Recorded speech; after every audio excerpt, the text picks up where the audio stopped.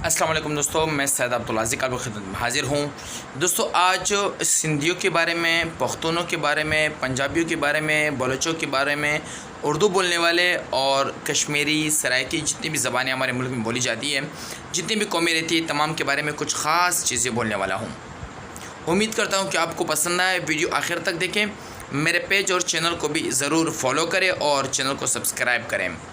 सबसे पहली बात यह है कि हम लोग कौम परस्ती में भटके हुए हैं।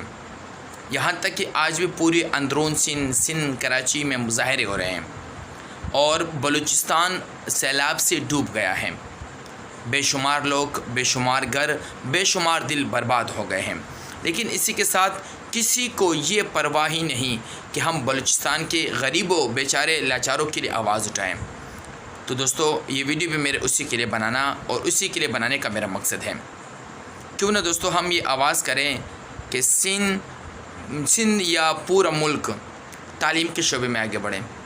हम क्यों ना तालीम को फ़रोग़ दें, हम क्यों ना तालीम को फ़रोग़ दें कि हमारे आने वाली नस्ल के लिए हम ये वसीयत छोड़ के जाएं कि बेटा अगर तुम डॉक्टर बनो या इंजीनियर बनो या प्रोफेसर बनो या बिज़नेसमैन बनो या तुम आलिम दीन बनो, किसी भी शोबे में तुम बनो, तुम किसी इंसान की जान बचाना, तुम इनसे किसी इंसान की खिदमत करना, ये तुम्हारा फ़र्ज़ है और ये तुम्हारी खिदमत है, तुम्हें करना होगा। बाप वसीयत कर दें। तो यकीनन मुझे वो वाक़या याद आ रहा है कि एक पेशावर के एक हॉस्पिटल में, किसी का यह वाक़या है, पेशावर के एक हॉस्पिटल में एक डॉक्टर रात के 2, 3, 4 बजे भी आके मरीज़ को चेक करता था। किसी भी टाइम अगर उसको बुला लेते थे तो वो हाज़िर हो जाता था। तो एक पेशेंट ने पूछा कि डॉक्टर साहब यहाँ पर तो जो टाइमिंग डॉक्टर की होती है वो भी नहीं आते, आप इतने टाइम पे क्यों आते हो?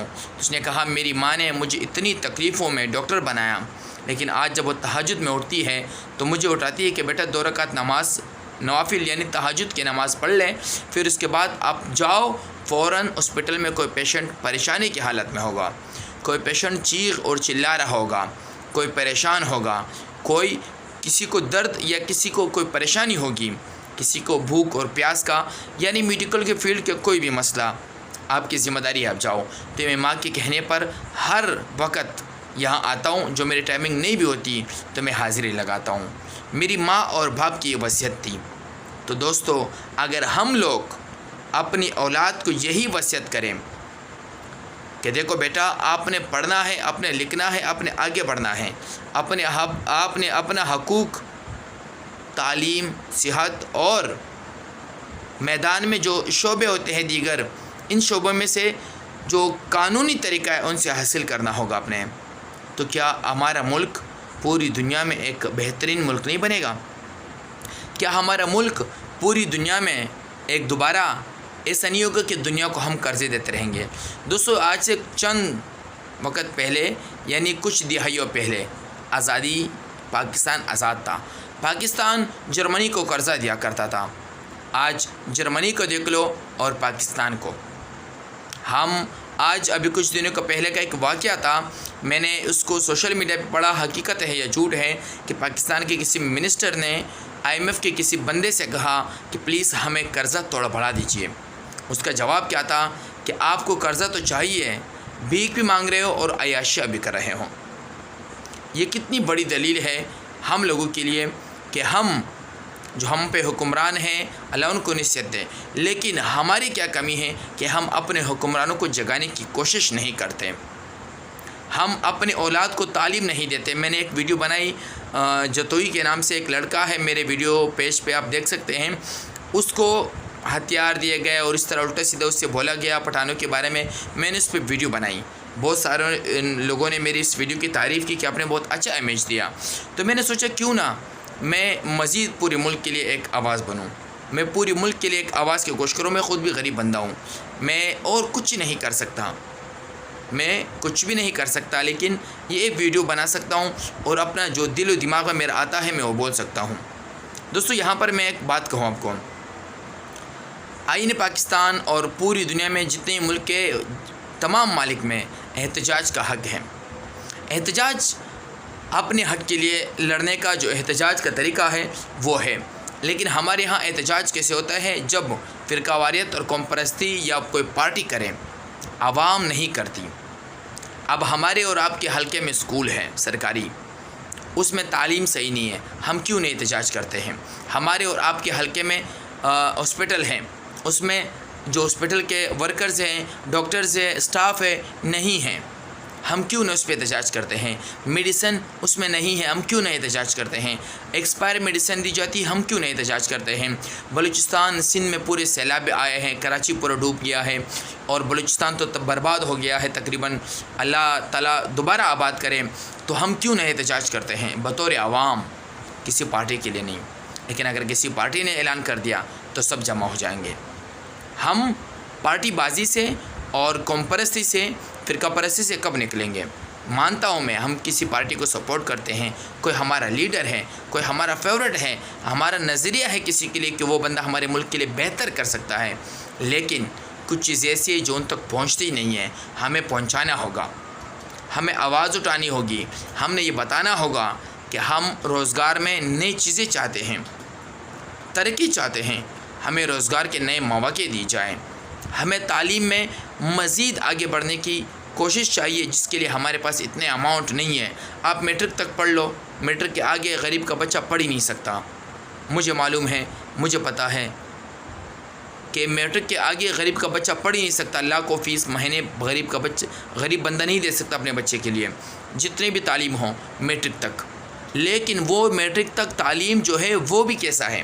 آپ لوگ دیکھ لو، سندھ میں، بلوچستان میں، پورے ملک میں کئی جگہ اچھا بھی ہوگا، لیکن زیادہ تر جگہ میں کوئی نہ کوئی رکاوٹیں ہیں۔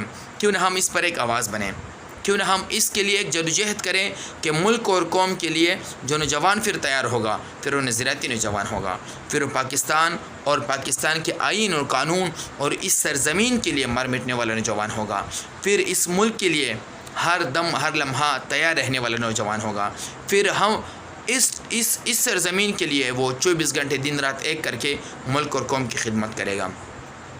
کیوں نہ ہم اس چیزوں پر آواز اٹھائیں؟ کیوں نہ ہم ان چیزوں کے لیے جدوجہد کریں؟